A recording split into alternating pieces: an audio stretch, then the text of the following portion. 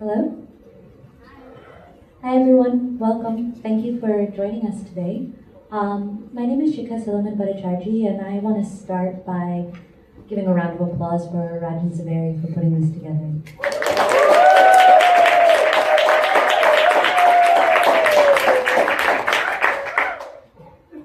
So it's fantastic to have you here, and I will start by introducing myself.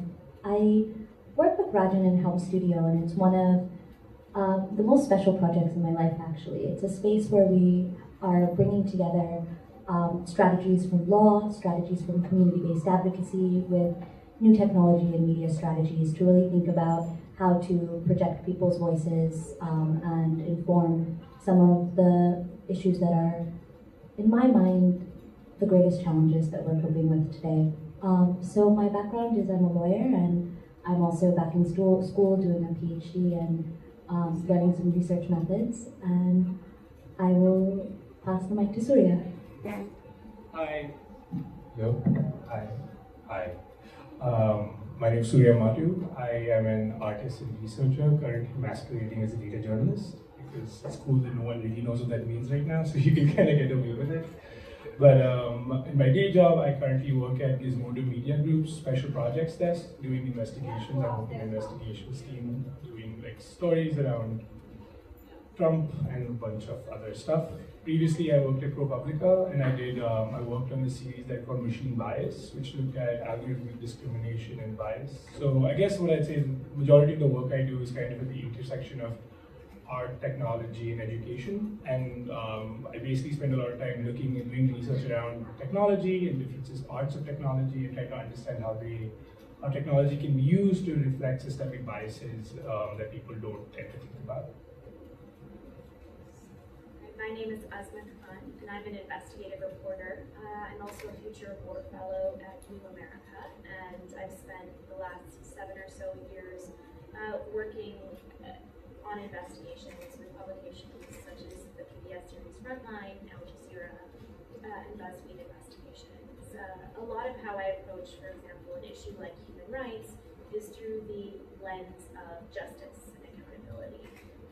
Certainly investigative reporting, there's more of a sort of focus on it these days, a little bit more attention on it, not just because of the current climate, but in popular culture, it's appearing more and more. So I'm sure many of you are familiar. But just to give you sort of sense, I often am abroad looking at systematic injustices or problems and accountability. So, for example, in 2015, I did an investigation into U.S. education efforts in Afghanistan, visiting 50 schools across the country that were funded by the United States, and looking at what their status was now, whether they were actually built.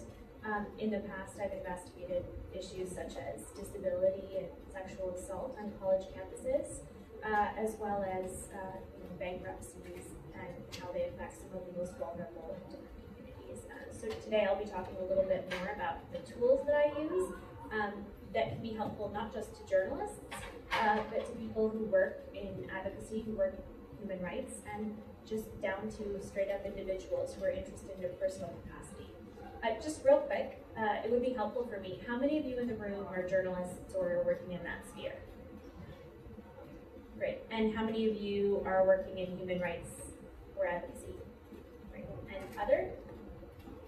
Very good. This is very helpful. Thank you guys so much. Great. I like the other category. Hi everyone, my name is Sukhti Patel. Thank you so much to Raj and Shikha and the HELM team for giving us an opportunity to share this space with you. I am a human rights lawyer and have a couple hats that I'll be talking through today.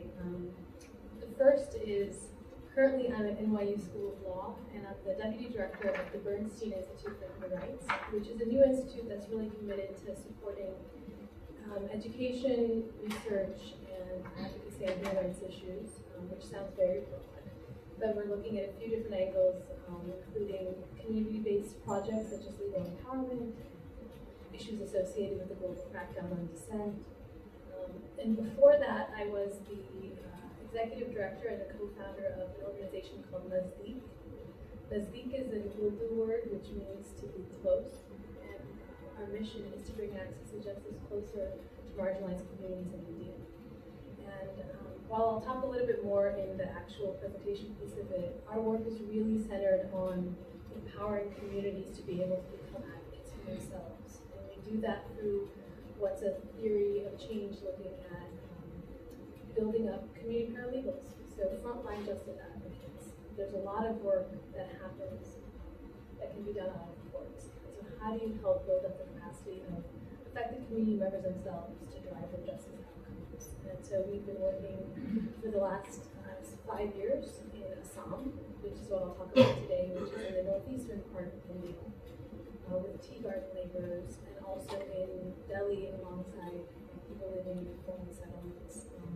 We are an all-women-led organization, and we largely work with women, alongside, of course, men and children, but our focus is really thinking about how to empower women to be able to become their own advocates. And we use technology in various projects. We really believe that low technology can be a very empowering tool for communities to be able to drive what they want out of it. And so we really think creatively about what's useful for the women that we work with, and how do we work with them to build up data to support their efforts.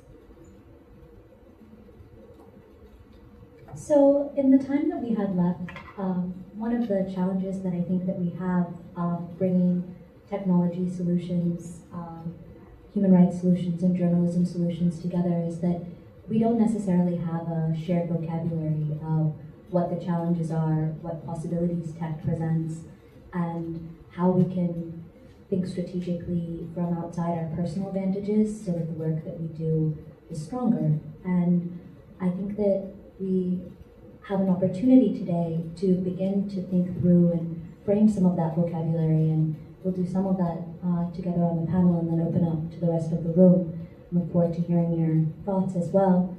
So I'd like to introduce the concept of frames of harm as a way in which technology can really help us in thinking through accountability.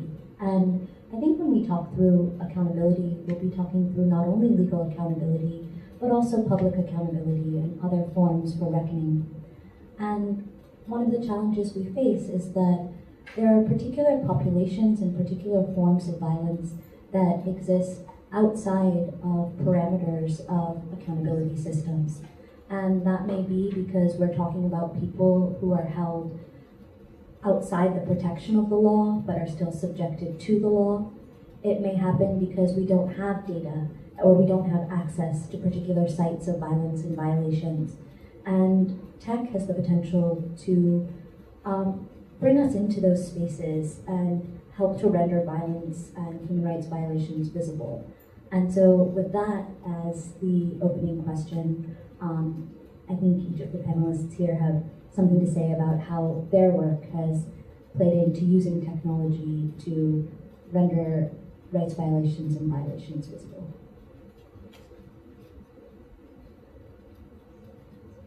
Sure. So I'll start just by going through, if you can pull up the slide. You guys just when you're with the mics, just get as close as possible. Okay, got it. And let me know if you can hear me well. So I'm just going to take you through some of the tools that I use the most often. These are simple, anyone can use them. And some of the problems that might be involved, some of the ways in which you can leverage them specifically to look at issues like human rights. And so we're going to start pretty simple, looking at apps that help you with GPS imagery. So when I was working on the ghost schools investigation in Afghanistan, I had acquired the GPS coordinates of schools that USAID had funded in the country. And there was one school, Nimitullah Primary School, that was supposed to be in a district known as Spin Buldak in Afghanistan. And hold on, I think I'm going to light a little.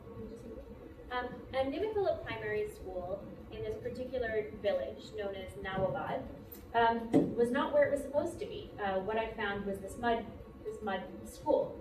It was supposed to be a structure that cost quite a bit of money, and what I saw on the ground didn't match up with what I had. And so I spent, a lot of time sort of going from school to school in districts of, in parts of the district of Spin-Bulldog, and was unable to find wherever this primary school in question was supposed to be.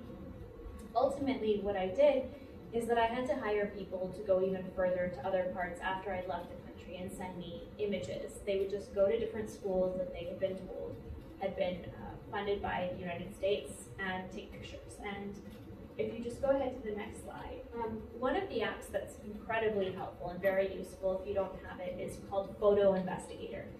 It's a very quick and easy way to see GPS imagery of any photo taken on a smartphone or any other phone that saves GPS metadata.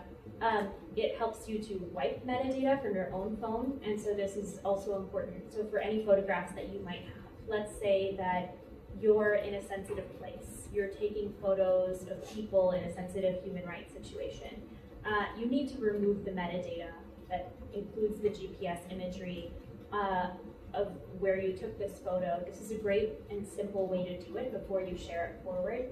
You might remember, I think it was a few years ago, there was sort of a man who was wanted, who was associated with a software McAfee virus scan.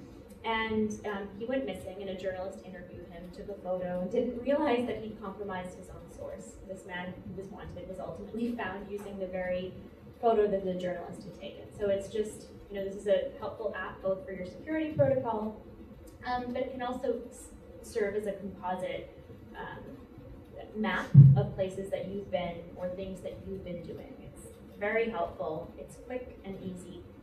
You can always pull metadata off a phone in other ways, off of a photo in other ways, but I've always found this to be particularly useful and probably one of the apps I use the most. If we go ahead, another app I really like is an app called Mill GPS.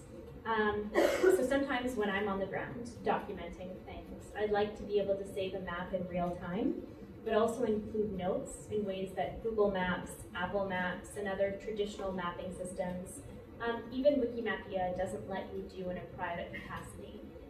This is one that allows you to, for example, save layers, so different types of coordinates. You can label some by color, you can pull up some layers at a time, you can write recording notes inside.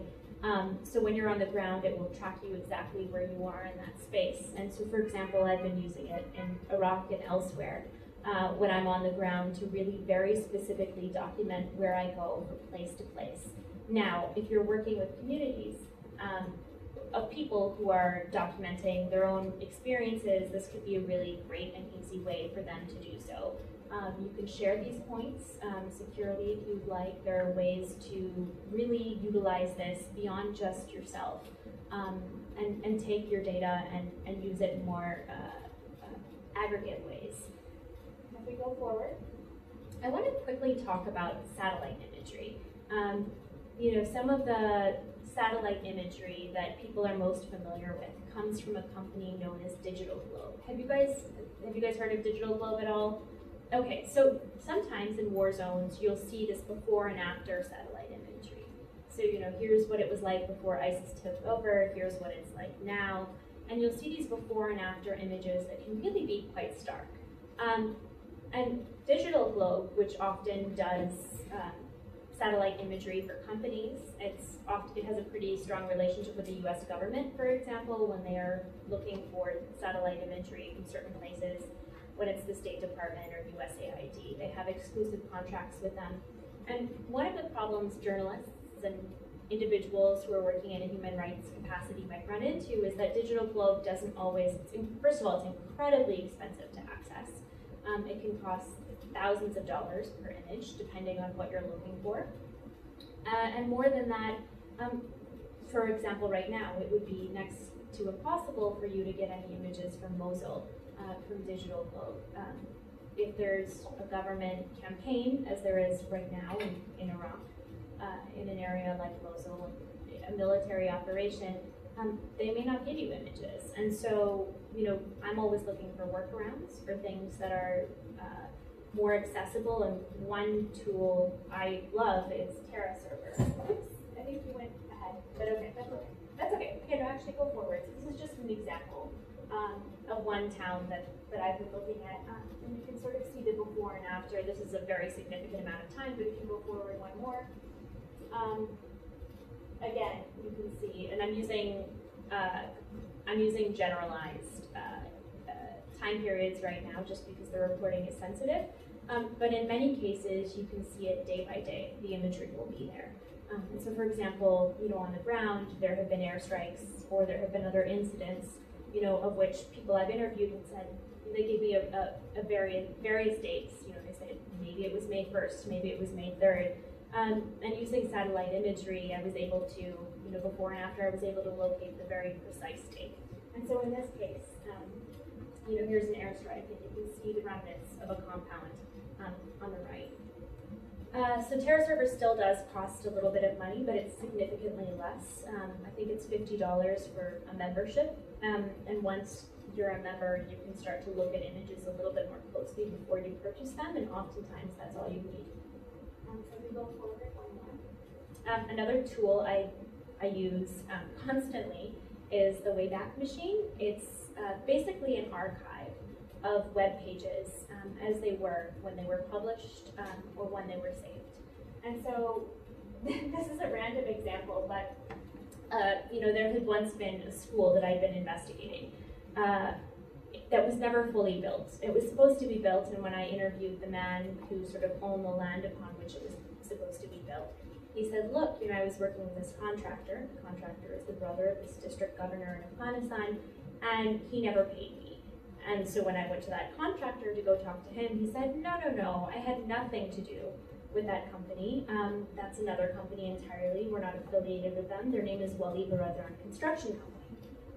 And so, I go to the website of this contractor, and it's not working, it's down. But I put it through Web Archives, and here you go. You can see a very documented example of how Wali Baradar Construction Company was one of its key partners.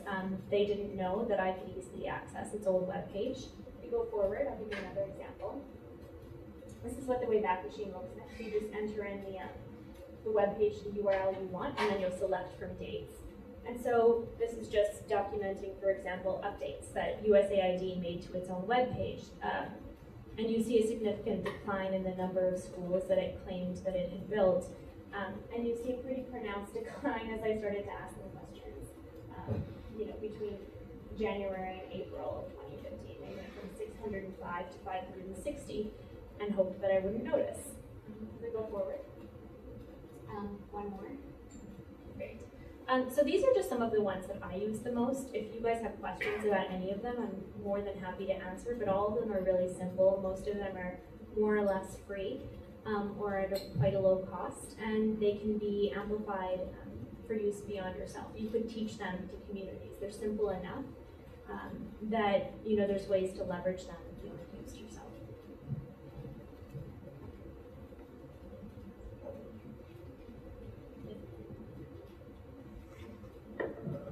I don't have slides, but I'll just walk you through some of the work I've done and kind of talk about the stuff that I think about this stuff. So I think that the story I really want to focus on, I think that highlights a lot of the issues around this space is the story called machine bias. One of the things that I've kind of learned just talking to the three of you in the last hour or so is how with human rights and talking about technology and human rights, one of the key issues we actually talk about is access. And a lot the kind of evolution of technology, you can actually go through it just by going to different countries and different places and seeing how the internet is being accessed in the US is so different to how it's being accessed in India, not just in terms of how people are using it, but also the way in which it's distributed. So for example, in India, to do large-scale deployment, they're actually now thinking about trying to reappropriate television stations, so kind of antenna stations that are already up in many parts of the country to now broadcast internet service. So basically the way I feel about the kind of intersection of technology and human rights comes from a place of who is controlling the technology. I think technology is never agnostic. It's always presented to us in a way that it doesn't have its own hidden biases and agenda. But if you dig into any tool, you will find the intentions of the maker behind it. So the story I was going to talk about, it's called Machine Bias, is what we did at ProPublica last year. And basically we were looking at a risk assessment tool that was being used in lots of different police stations across the country. The tool was called Compass. It was made by a company called Northpoint.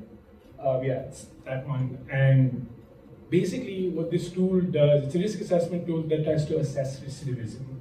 What that means is that when someone goes in to the police station and they're going to be arraigned the next day, they have to sit through a 140 question questionnaire. The way they answered that question, based on how they answered that questionnaire, they would get a score from 1 to 10 of the likelihood of them committing a crime again. Right, so this particular product had gone through multiple validation studies to show how effective it was. It was actually being used in Broward County, Florida, where we managed to FOIA the data and get the scores. It was a nightmare to actually get access to the scores. The county didn't want to give it to us. We had to sue them. It was this whole thing. But once we got that data, we could actually show that African Americans are twice as likely to get a high score and not commit a crime again, and Caucasians are twice as likely to get a low score and commit a crime again. Right now, the company disputed our findings. They said our stuff was garbage, but our kind of thing back to them was, you measured it in one way to show that your stuff is valid, we're measuring it in another way. And this is kind of, for me, a big problem when we talk about technology. It is an issue of access. Who is controlling it and for what purpose? If we don't have transparent, accountable systems which allow third parties and different organizations to talk about this stuff, we don't actually know what we're getting. Right? I think it's gotten to a point now, especially when you think of like surveillance technologies across the world, we don't know what's happening. We always have an assumption. So I think as a data journalist, my role is actually the thing I tell people when I try to talk about this stuff is that my goal is to make infrastructure a source, like networks and communication infrastructure a source that I can give to other journalists to use for stories. So thinking about how governments and corporations use metadata to tell stories, how can we tap into that? Because the thing about this stuff is that as secure as you try to make it, eventually there's always going to be a crack. That's just how like communication works. There's no way to secure something before the thing has been sent. So basically all of that to say very succinctly that it is an issue of access and control. And we can't think of technology as agnostic, and I think that's one of the big challenges in this space at the moment, is thinking of how to kind of go around that.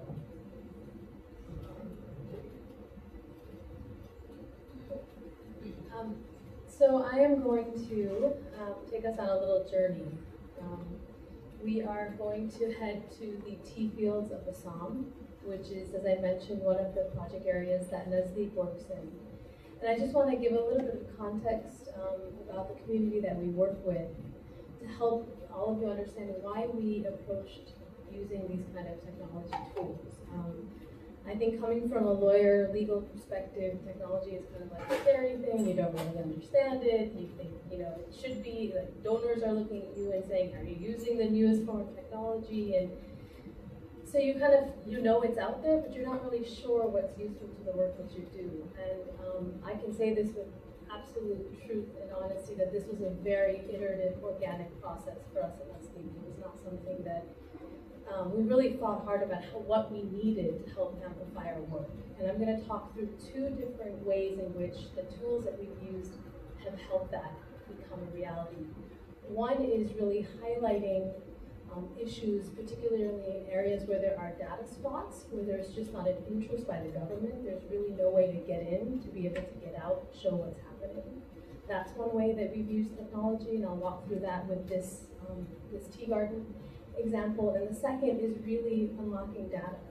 And to the point that was just raised, who controls the data, who's getting it, and who's showcasing it. And so too often we see data out there that is led by the government, by companies, by powerful conglomerates. Well, we're trying to flip that and say, okay, how do we work with communities to be able to document the lived realities? And so those are the two tools, two kind of themes for why we brought technology into our work.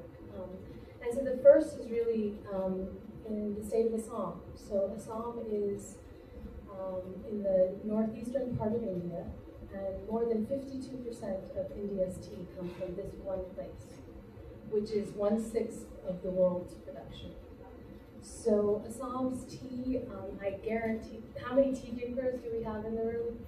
Don't be shy, don't feel guilty, just put your hands up there. Guarantee that most of you have probably had some sort of Assamese blend in your tea. If you like English breakfast, Assam's tea is in there. Originated back in the 1840s when the British was the colonizers of India, and they were looking for a trade that was going to challenge China's opium trade. And they thought, okay, what can we do to keep our stakes? And so they found, quote unquote, discovered tea, which is actual bullshit because, as you can imagine, the indigenous communities had been harvesting tea for many, many, many, many years. But it was discovered by the Brits in the 1830s and then seen as a real potential for economic increase in power. And so they set up the East India Tea Company, and they couldn't find people locally in Assam to work there. And so what did they do? They went out into neighboring states of Assam, and they forcibly brought indigenous laborers to come work on the tea fields. It was done over the course of about 40 to 50 years, and 90% of them were indigenous tribal communities. If any of you have kind of looked into how plantation structures work, they're often done by design. They take people from one area and they drop you in somewhere where it is foreign and you are isolated. And that, which occurred back in the 1850s, is still a real living experience 170 years later. And what do I mean by that? The plantations are structured in such that there are fences and guards around them. You're tracked when you come in, and you're tracked when you leave. There's really kind of like a big brother happening. If you're a worker on a labor line, which is one of the labor quarters, there will be someone from the tea plantations who is charged to supervise your coming and going. So you're really just monitored, and it's very difficult to kind of access them, especially with companies concerned about their images. And so how did we get in? We got in because Nazdeek works very, very closely with a local indigenous rights organization that are all brothers and sisters and children of tea garden workers. And so because we were able to kind of tag along with them, we had certain access because those who were living there, it was their home. So they were coming in and saying, I'm coming to see my brother, or my mother lives there. But because of the way in which it's structured, both emotionally and physically, it's very difficult to see what's happening inside of tea garden. How many of you have ever heard about conditions for tea workers in Assam? Okay, you two because you know me.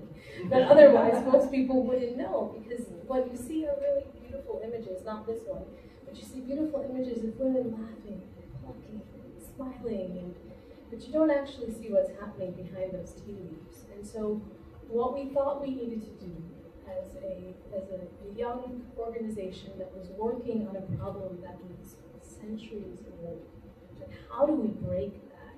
How do we get the information out? We thought that a way to kind of supplement the work we were doing on the ground, which involved more kind of the traditional, documentation of violations, using complaint mechanisms, exploring litigation, the kind of traditional legal work that we were doing, how could we supplement that and get out to international and national audiences?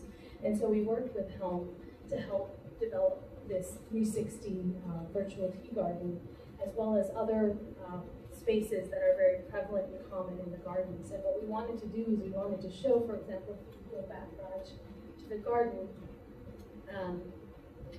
we would show this image, but then there would be text. This is old text, but it shows you how many hours does she have to work. More than 50% of the workforce are women, and she is required to pluck about 50 pounds of tea a day, which is about 2 tires on your back.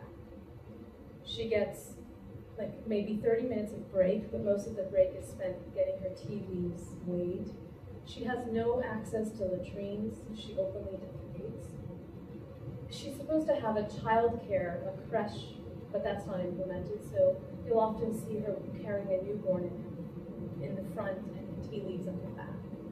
And so how do we share that? We can say that right? We can go to London and we can sit across Fair Trade, which is a certifying agency that certifies the tea, and we can tell these narratives, or we can actually try to the best of our ability to take you there.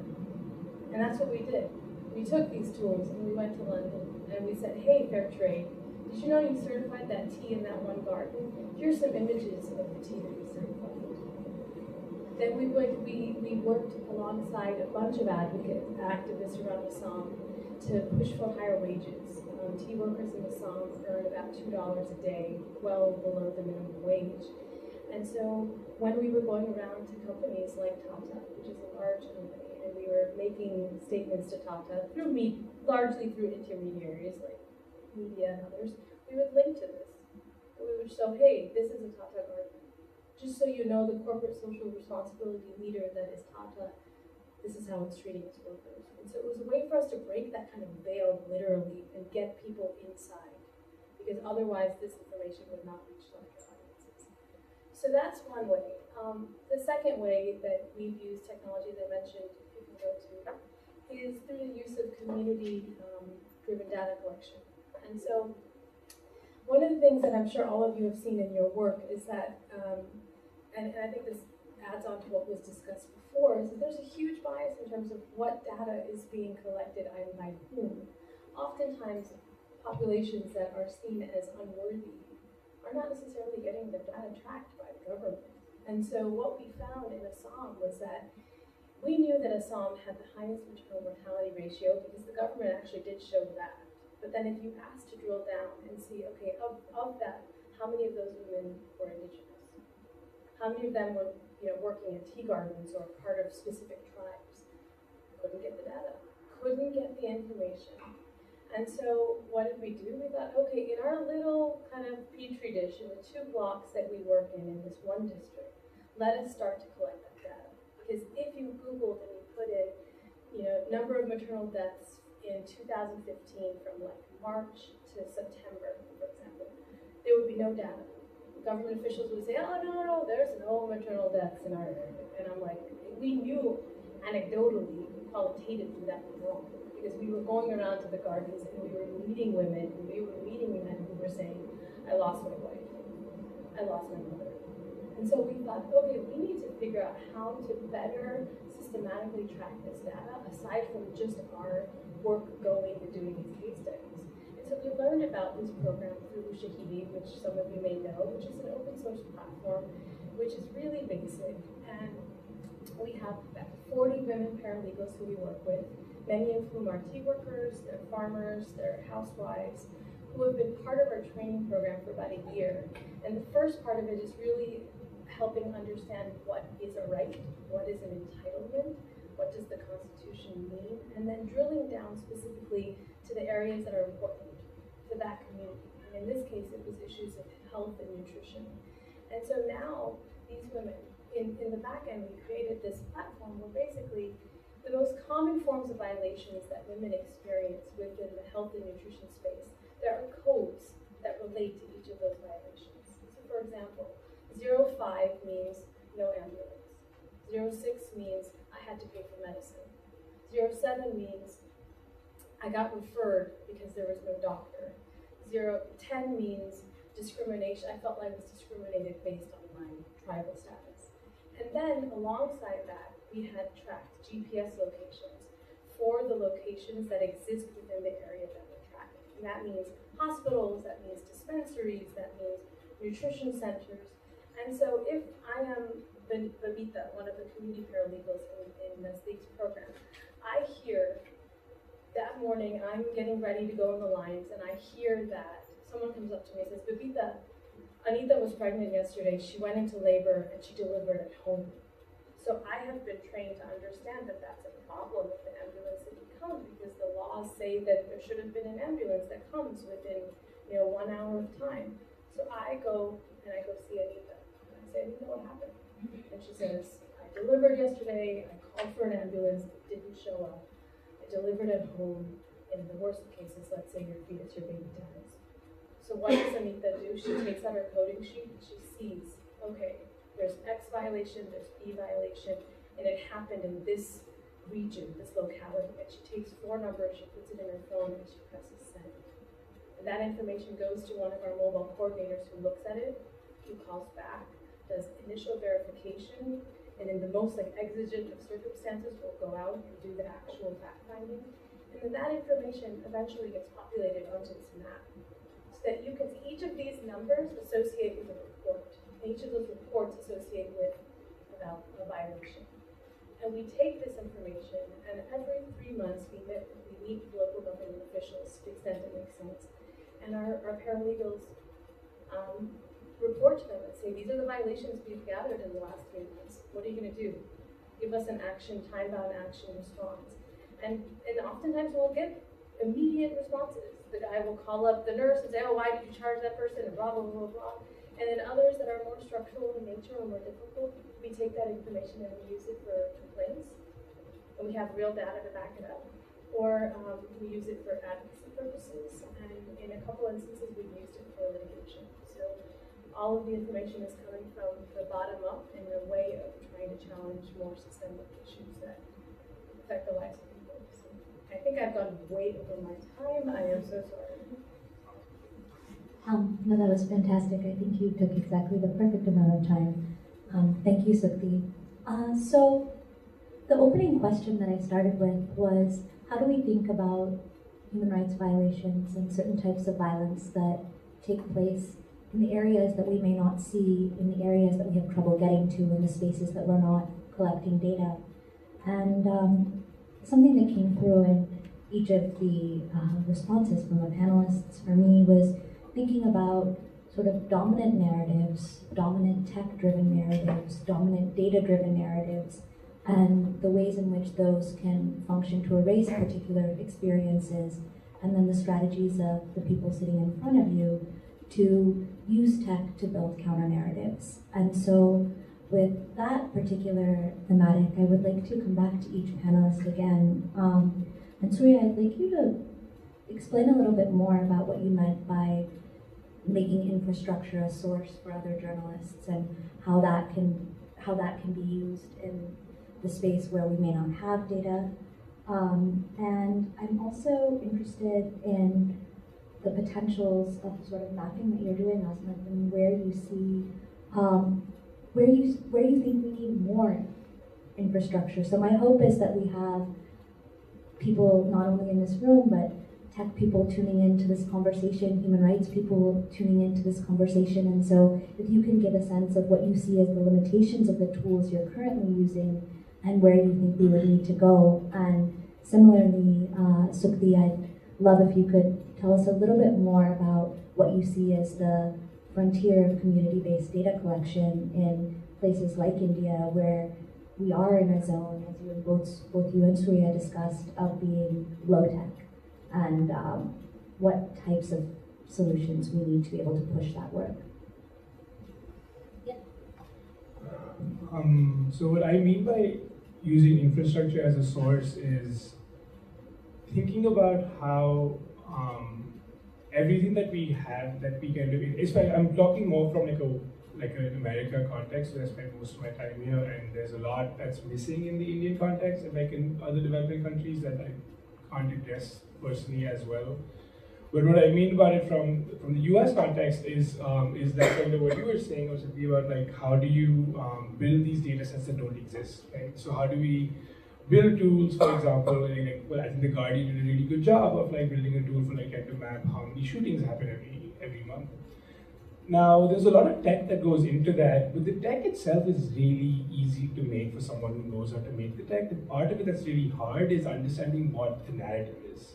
So I think when I say using infrastructure as a source, it's basically working with people in understanding what the law is, what the problems are, and then just building simple systems that allow you to measure that. And when you can't measure that, understanding why you can't measure that and who we need to talk to or what we need to hack to be able to measure that, right? So the thing that's kind of great about the web and all these kind of like awful sensors that we have everywhere is that they all have metadata. They're all constantly spitting out things that fingerprint them and give us information about them. So for example, when you're at a protest and we are worried about what the cops, what cops running stingrays. How many people here know what a stingray is? So for those who don't know, stingrays are basically these devices that we kind of found out about through the Snowden docs, which are basically fake cell towers that are mobile and can be run through like a truck or a car. And what a lot of like law enforcement groups do is they just have them running in places of protest so that all communications from mobile phones goes through them. So when people say that you should use encrypted chat apps and you should use all these encrypted kind of like things like Signal and WhatsApp and all of this, one of the reasons is that you don't know when your phone is actually giving up all your information because there's this stingray kind of close by. Now the thing about that is that if there is a stingray close by, it's only there for what it's trying to do is talk to your phone, right? So it actually has to tell your phone, hey, I'm here, I'm AT&T, you want to talk to me. But the thing is, if you come the day before the protest and you come the day after, that same cell tower won't be there. Right? So because that device has to kind of give out this beacon telling the devices during the protest that it's there, you can actually measure the day before and the day after whether the cops, whether like a law enforcement agency was running a stingray, whether they were actually collecting this data, which is not something you can do through a FOIA request because they're not going to tell you. So the thing that I'm trying to get at is with all of communications and network infrastructure, there's always like a fingerprint and a signal that is let out because communication is a two-way thing, and in order to talk to the people you want to talk to, you also have to kind of broadcast and advertise to everyone. So in that, we can pull out a lot of information of what should be there and what shouldn't be there and what we can infer from that. Does that make sense? Yeah, it does. It's really helpful. To answer your earlier question about, the tech company is, for example, looking for tools. We're looking for ways to expand these tools for these purposes, right? To make this more useful, perhaps for justice and accountability on human rights issues. Obviously one of the first things that comes to mind is the fact that so many of the best tools, and I gave the example of Digital Globe earlier, are incredibly expensive. And there's sort of a monopoly on who gets to use them. To be fair to Digital Globe, they do offer, applications. They solicit applications from journalists for discounts on purchasing imagery, but at the same time, they also have these close contracts with the government. And, I know many people who applied with, what I found to be very worthy applications who haven't been able to get that sort of discount. And so one thing I constantly sort of think about is, a far more accessible way to obtain satellite imagery. And in particular, to look at places that are war zones, to look at places where there may be military operations, to look at places where there may be particular companies or human rights abuses that might be happening, and to be more systematic in their collection over time. Certainly this raises important questions about privacy. I don't want to discount those conversations and the importance, certainly when you look at an example like Google Street View, and the extent to which residents have often found it unsettling for them. I don't want to discount those privacy concerns because they're certainly something worth considering. But when thinking about militarized areas of conflict, when thinking about areas where there's very little government transparency, and I've given the example of the air war. Right now, if you're a journalist and you're trying to figure out, for example, whether an airstrike occurred in this town or in this place, it's very difficult to get answers. The most you can do is if you're able to provide GPS coordinates, you can take it to US CENTCOM and ask, did you bomb this area on this date at this time? And you might get an affirmative answer depending on whether or not they know that exact area. But from there, you'll get very little information. You won't know the type of aircraft that was used. You won't know the munitions. Their version of, for example, if they are investigating a civilian casualty incident, and you FOIA their documents, like I have, about those investigations into such incidents, so much of it is so redacted.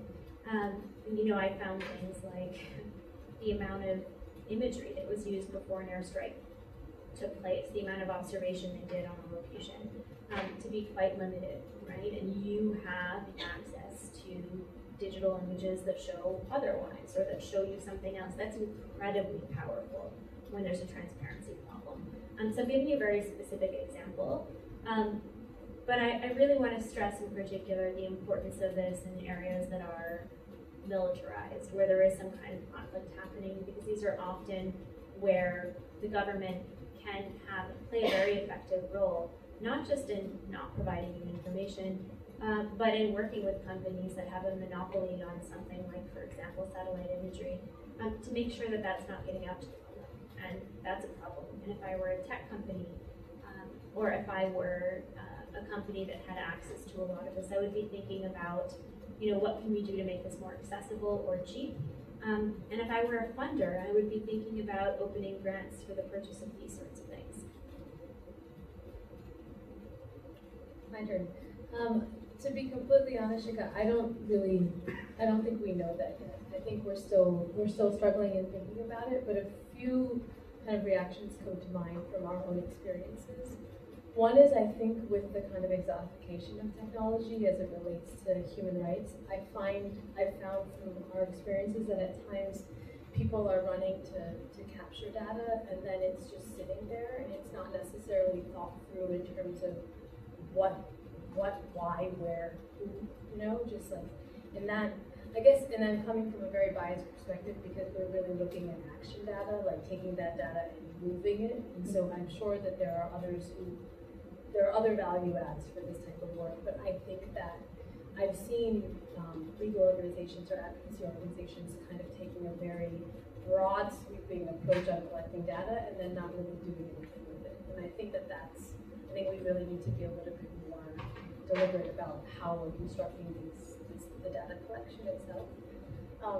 Another thing that comes to mind, particularly within the Indian context, is that we have so many kilometers to go in terms of digital security. I think human rights defenders in India are just not. I've had many conversations with people, and they say, "Although I know I'm being tapped, so what?" And it's like, that's true, except we need to push and think about it's not only about you being, tapped or you being surveilled, but whoever you're associating with. And I think we have to think more about how to make this a salient thing for human rights organizations who are using technology in their work, how to be more vigilant about the usage. And the last bit is, I think, really, at least from our perspective, really seeing these technology tools as a part of a much larger advocacy strategy. Oftentimes, again, I think that sometimes there's a compulsion to go towards technology as the end all, and I think thinking about how it fits into a larger advocacy campaign.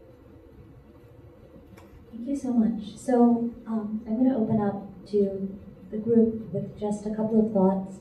So this is what we do at HELM Studio, is we work with people who are really working at the grassroots, people who have sophisticated tech vocabularies, and we try to think about what is possible to move real advocacy agendas, how to use media to get into spaces that are otherwise invisible, and how we can kind of move forward in this really exciting moment where it's an exciting moment because it's a dark moment, right? We're seeing civil society spaces shrinking across the globe. We just look at who's coming to power in countries all over the world. We need to be vigilant, and technology, as Surya said, can be used by the makers and the designers in ways that we don't even know, or we can keep ourselves informed, keep the minds for dialogue open, and make sure that we learn from each other so that our strategies bring the best of what we have to the table. And that's a conversation that we look forward to having with you as we go forward. And with that, we'll open up to questions from the audience. Yeah. I have a question for Suki. What was the name of the satellite imagery company that you were talking about? Okay, yeah, my name is Oh, I'm sorry. Yeah, no Wrong worries. person. No problem. Now, sure. It was the one that I recommend using, or the one that I was saying is hard to use? Yeah, you said that they had imagery like from day to day? Yeah, Terra Server, Terra Server. It's just a website. You can register for a membership. I think it's about $50 a month, but you can also just use it without it. There will just be an imprint on the images. So you use that to see areas of conflict that have gotten bombed and confirm like a date and a time? Yeah, I use it for that. Also, I provide it to, for example, the coalition when I bring them questions, like, did you bomb this area? Here's before and after. And so I'll like spill out, I'll give them a very specific area. With an airstrike, especially one that's large, it's quite telling and there's a very visible demarcation. How many of those airstrikes go unreported, do you think, throughout the year? Unreported where? In I guess mass media, are all of these reported? Like, do you think that they receive the attention that they should get in media? No, I don't think that they do. Since the air war started, there have been more than 11,000 airstrikes in Iraq alone. I think 7,000 to 8,000 more in Syria, and these are just the U.S.-led coalition. So it's the United States and a conglomerate of countries. This is not including the Iraqi Air Force. The U.S. government has reported a certain number of civilian casualties that's significantly lower than what, for example, I found on the ground. In terms of what the media is covering, we've seen more coverage lately when Trump came to office. So part of it is a perceived assumption that the number of airstrikes or the sort of rules for airstrikes have become more relaxed with this new president, but I don't think that's necessarily causation. I've found instances of mass casualties that happened during the previous administration. I've found, indicators that would suggest that maybe these shifts, started actually in December when they came to policy. So before this administration came to office, and so I'm seeing it more, but I think when it comes to that totality, so like 11,000 plus in Iraq alone, the media does need to take a more critical look. And so even just with reporters I talk to who are functioning in that area, it's oftentimes not their fault, right? They have an editor who's asking them to do daily coverage again about how the war against ISIS is going. And civilian casualties were never a very sexy subject of conversation, particularly when the enemy on the battlefield is one as brutal and hated as ISIS. It's a hard conversation and many people don't want to push it. Is there anyone that's taking this mass data of GPS satellite imagery and crunching it through machine learning algorithms for changes in a machine could detect changes from a bomb in an image like that and flag a certain radius or area for reporters? Is there something that? So I haven't seen anybody do it with that algorithm. I've seen people do it with. I've seen people, so there's an organization called Air Wars that I do recommend checking out that looks specifically at coalition airstrikes, analyzes what the government reports, and then analyzes press reports or reports that get brought to them of instances of civilian casualties. And then they'll often start mapping it. Air Wars and Bellingcat, which looks primarily at Syria. Whereas Air Wars looks at Iraq and Syria. Both of them are doing that with GPS imagery, but they're not on the ground, for example, in Iraq and Syria, so you're missing a sample of data. That said, in terms of the algorithm, I would love to see how a program like that would work. I know basically for me, what I've done is isolated it down to an exact town and done this, but if you could talk to me afterwards, I would love to hear about how you specifically think it's possible to do that precisely with a guaranteed sort of ratio of success. What was your name? Grace. Nice to meet you.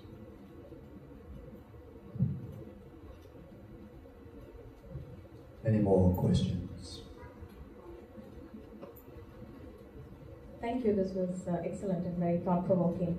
I am a radio producer here, and I've worked as a journalist in India with the Hindu newspaper.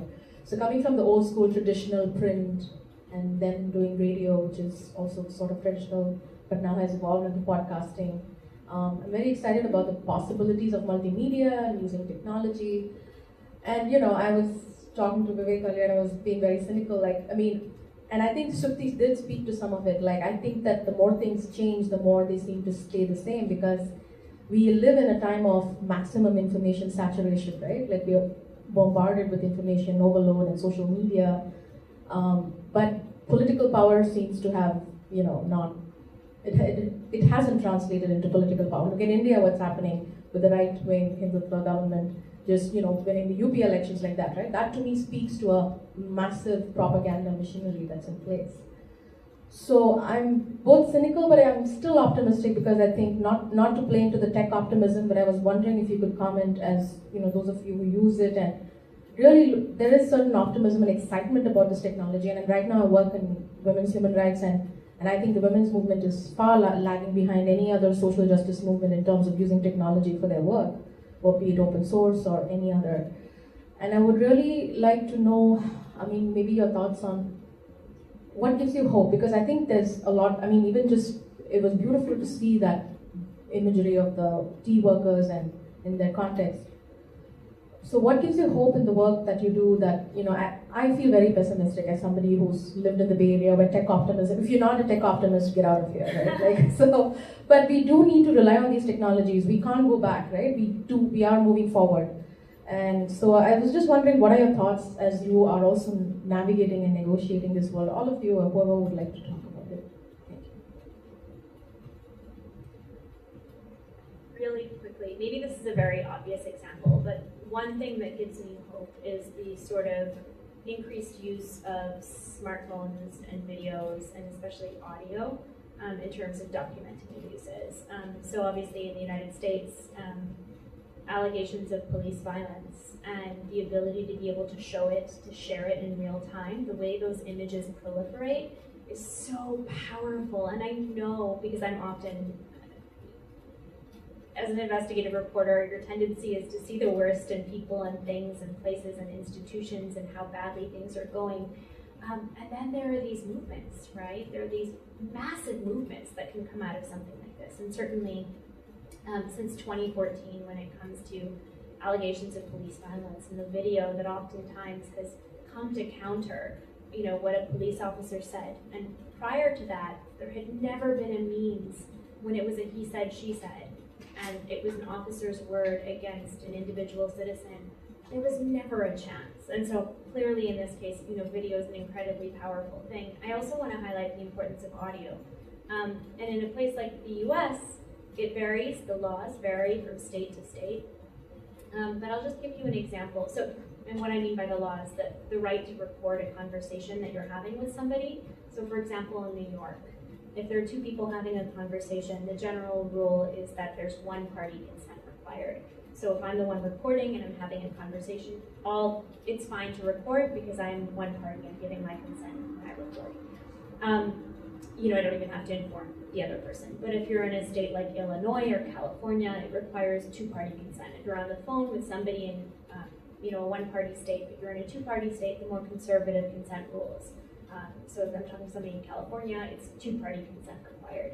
And I say this because when you look at examples, very few people talked about this, but when it came to allegations of sexual harassment that were happening at Fox News, and this sort of incredible lawsuit that a Fox News host brought against Roger Ailes, what very few people talked about was that the reason she was able to bring that suit was very likely because she recorded audio of being sexually harassed.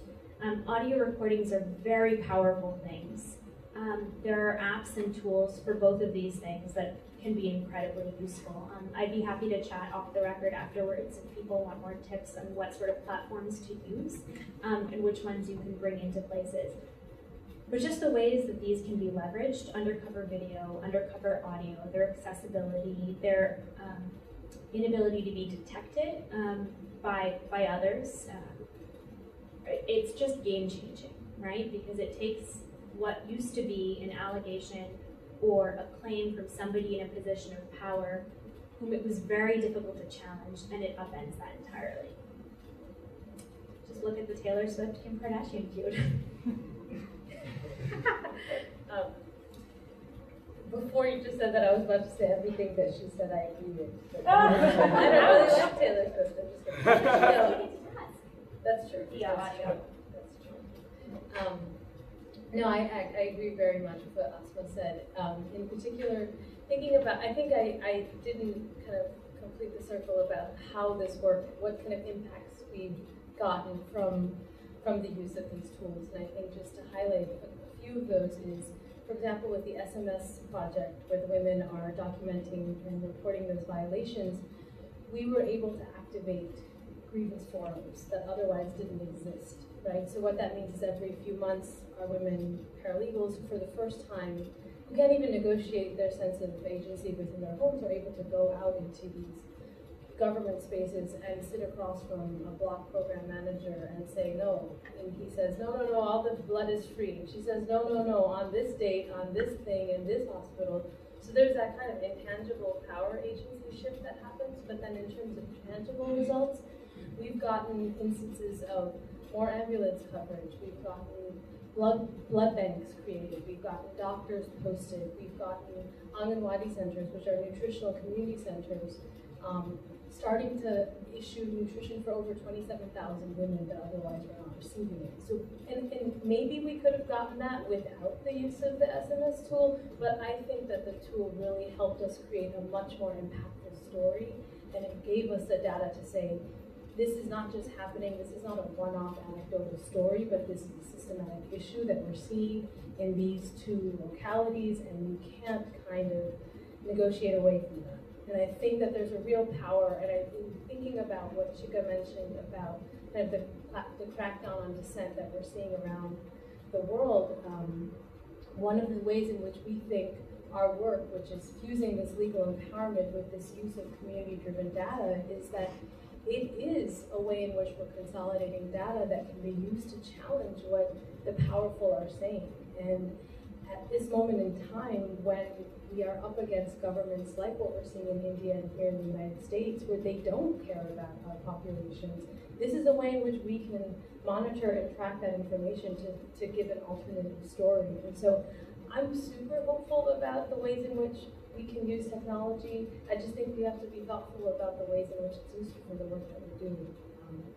And I was going to say one more thing, and I forgot. Oh, in one of our cases, we've started to really use, audio recordings and video recordings and submitting them into pending cases that we have at the High Court. So, for example, we work on forced evictions in Delhi, and we're able to show if a judge is willing and tech savvy enough, he or she will, you've submitted the video that shows what happened at the time of demolition, that shows the fact that the police were being very violent.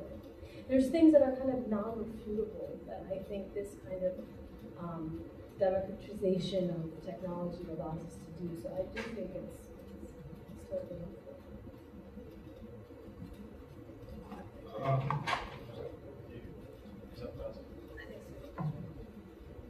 I have a question for HELM, because when I think about technology, I always think it's an expensive process, especially sophisticated technology. So who are your clients? Who is able to access you all to be able to get the kind of technology they need? And what about, economies of technology for people's movements?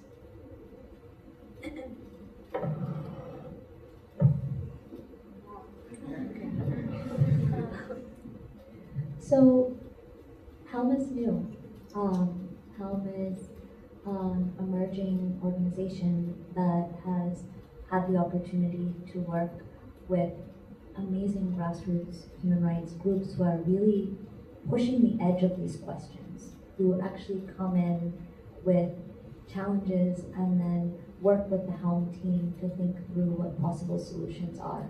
And so part of that problem-solving process when we work with our clients is thinking through what resources do they have, and that's not just about financial resources, that's also about the resources of the people who will be using the technology. So it's staff resources, it's access to communities, a range of considerations that come through. So to give you an example, on a recent project that will launch in July, we're working with a labor organization that actually works in and has started migrant rights centers in 4 states in India, as well as in the Delhi National Capital Region.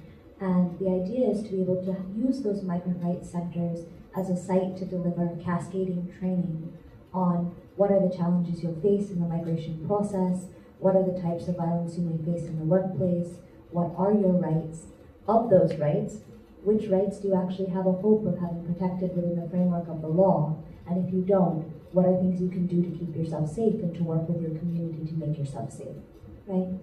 And so if that is the design brief, to go out there and bring this information to thousands of workers so that they have access to this type of information source, low literacy workers in transit and in destination areas, the challenges that we really have to think through is, are the field organizers paralegal trained?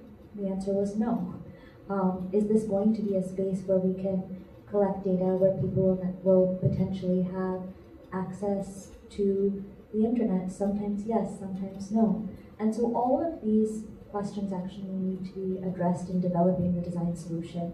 And when you have people who have a tech vocabulary and people who have a grassroots vocabulary, I don't think you know what the solution is before you really sit down and hash it out on case by case, issue by issue experience. And so this ties in then to the last question, which is, I get my hope from being positioned at the intersection of 2 conversations, both of which have dark sides, but when you cross-pollinate them, also have a site for potential. And so, especially from, so I work on global supply chain processes, decent amount where we have issues of transparency, visibility, data collection, and if the move is to document, then tech can definitely be an ally in that process.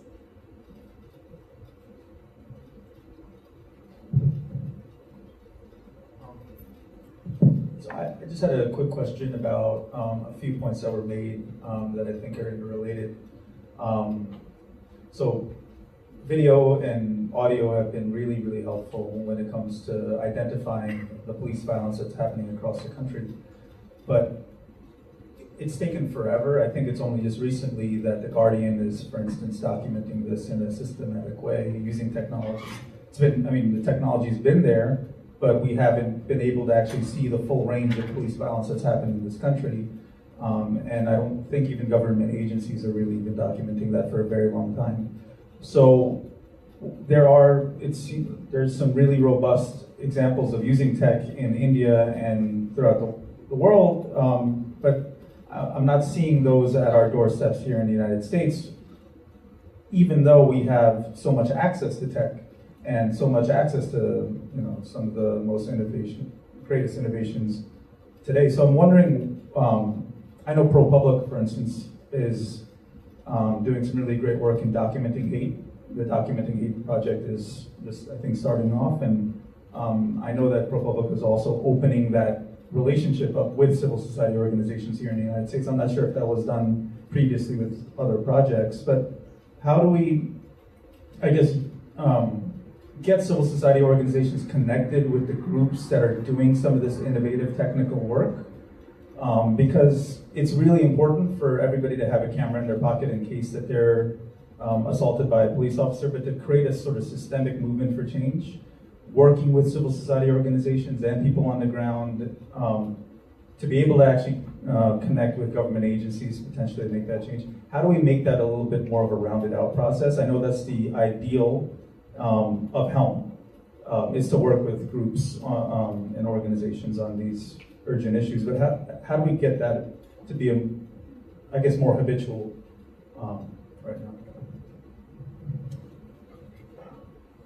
Thank you for that question. It's really good. I think for me the biggest issue tech has is an organizing problem. Tech does not organize well, and a lot of people who come from the tech space haven't spent time with organizers. So a lot of the problems they're trying to solve are not tech problems, and I think this is one of the issues that we come up against a lot. So even though like there are organizations and institutions doing a lot of really innovative work and a lot of like cutting edge stuff coming out there. I think it makes a lot of sense in the India context why you need that, because there's no space for that conversation, right? Like you don't even have the room for the person who is being violated to understand that that's happening, as what's happening to them is illegal, right? In the US, it's a kind of different conversation. We have access to more support structures around us, but the problem that I see here more is that we put tech in the center of the thing, not on the side. So even for the example of the Guardian thing, they're not using tech, some fancy tech, they're just doing a lot of FOIA requests. Every month they do like 600 to 700 requests in every state. So it's actually a lot of grunt work that they're doing, but the way they can put it into a database so that once it's done once, it's more accessible to everyone. They make it. So there's parts of it that are useful, but the issue is really an issue of organizing. Like people think that they can make change happen through a tool, but it's actually by going out on the street and being persistent. And technology can help you do that, but it's not going to solve that problem. So I would actually disagree to some extent. This isn't for me so much about organizing, so much as it is about editorial choice and diversity in newsrooms. The reason why police abuse and just for example, officer-involved shootings were not only not documented by the federal government, and not only severely underreported by media organizations, can very likely be traced to the fact that newsrooms are not diverse to begin with. This is an industry in which you would think that the digital revolution would have made these institutions more diverse, and you can actually see the opposite correlation taking place, which is quite stunning. But in the case of police-involved violence and newsrooms taking on this issue, the reason why The Guardian and two other major outlets started to not just crowdsource this, but to document it with very little, as he said, Surya said, very little tech involved, was because the public demanded it, right? There was a forced response because people were out in the streets marching for this. They made it become news. But I can tell you that when you look at so newsrooms are only so diverse to begin with, but then when you look at the sort of people who are executives and leadership and make some of the biggest editorial decisions, it becomes even less diverse. Now, on top of all of this, it really comes down to sometimes journalists are only willing to cover communities that they can identify with, that they find easily accessible to them. And so when you have this diversity problem, you're very unlikely to get this. A second sort of thing that I've seen in newsrooms, and certainly lots of journalists of color, and this goes beyond color, it goes to class in particular. This is an industry in which, there is a whole, the barriers to entry are so significant. Many journalists have to take unpaid internships. So you're really cutting out an entire class of people who can't afford these kinds of jobs. And what you wind up getting are people, for example, just take a look at the way that deaths or lives of people in finance are covered, the sort of humanity with which these profiles are written. When, somebody who's maybe a major hedge fund manager, commits suicide, there will be a really elegantly written long-form story about him, hands down. Now, if there's an instance of police abuse, if there's an instance of a 15-year-old that is killed, you might get a short and quick story, but the ability to relate really reflects, in the pieces you'll see, you won't see the same sort of long-form story, you won't see the same humanity or depth, because oftentimes it's more work to relate to that individual. And so for me, this is an instance, perhaps organizing is in fact part of it, but the reason why people may not have these links to community groups comes down to lack of representation and this diversity problem that is really, really keeping the greatest journalism that can happen from happening. I'd just like to add to that. I think it all makes a lot of sense, but also that there's this kind of elephant in the room whenever we talk about tech, which is capitalism. And they go so hand in hand that you can't actually decouple them. So a lot of the reasons why things don't happen isn't because of the technology, but because it's on a Google Cloud server and blah, blah, blah. So I'll just give you an example of what that looks like. If any of you have signed on for Amazon's terms of service or Google's terms of service, one of the things that they make you do in that clause is that they make you say that you will always take any case you take on, or if you try to sue them, it will always go to arbitration. So there's actually no way for you to sue them and that information to become public as soon as you start using the service. So when we talk about tech, we can't decouple that issue because a lot of the focus we have is on the tools, but not the people who make them. No, I feel like the panelists and you're excellent now. So I have a thought too, which is that I think that civil society in America took a major hit after September 11th, and I think that we were in the streets in certain ways.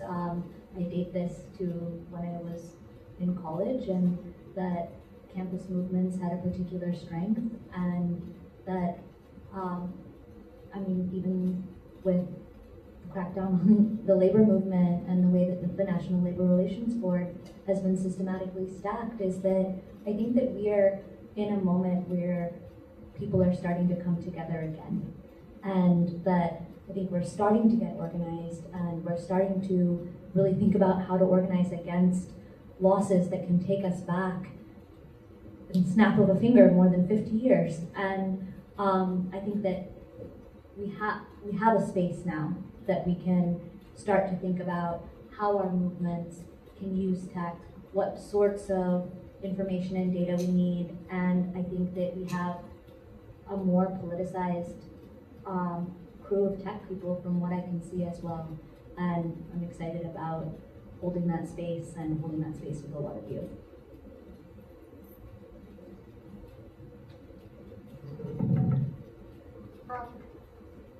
I think do we want to do one more question? Great, okay. So I'm one of the other in the room, and I'm an urban designer, like a community-based urban designer. And my question is, when you have certain subsets of data, this is like small data, community-based technology data collection, when you have that kind of information, you're trying to relay it back to a community, how do you corroborate that information when it's the only subset, like it's the only set of data in this particular field? And then how do you relay that to the community in a way that understands it being like kind of a privilege room because it is regarding access to technology? I think that goes to me. I think to the latter part, you're asking how do we, because that community has access to, for example, this SMS tool, and so they're the ones capturing this data. They are in one way kind of privileged in the access and voice they have, right? I think how we do that is because the partner organization that we work with. So we work with an organization called Pajra. And so while there are 20 women who are part of this paralegal program, they are an extension of like a much larger membership organization. And so the data that's being collected, there are like a fair amount of community meetings that are happening. And so while we will, so there will be a lot of kind of conversation about what's emerging. And then our work is not just highlighting the reports that are coming through the actual technology tool, but then other cases that are coming up through the community meetings. And so there will be many people who will say, you didn't come to my house, I had that issue. And so there's a sense of like, you know, why didn't you come to my house? Of course, everyone's under like operating under a pretty similar state of despair in some ways, right? So to be able to tackle that, we have the other part of our work, which is really looking at supporting communities through more traditional forms of legal documentation and advocacy. And so for those instances, we will document it, we will incorporate it into our fact finding, we will incorporate it into our data sets, but it won't necessarily be part of that SMS project.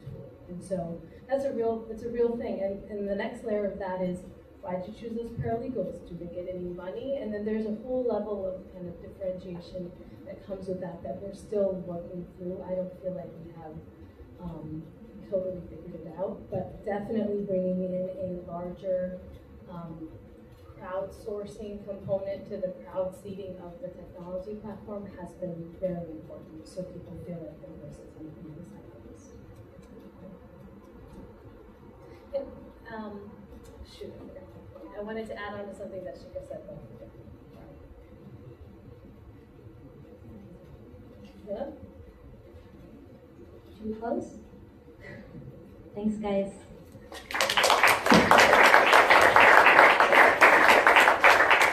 Thank you all for coming. If any of you guys want any more details about some of the projects we're releasing in the next couple of months, there's an iPad on the table over there. Just stick your email into that, and we'll be sending you out more information, and as well we're sending links to these projects that are around us, and also a download link to the offline version of the discussion. Thank you all for coming.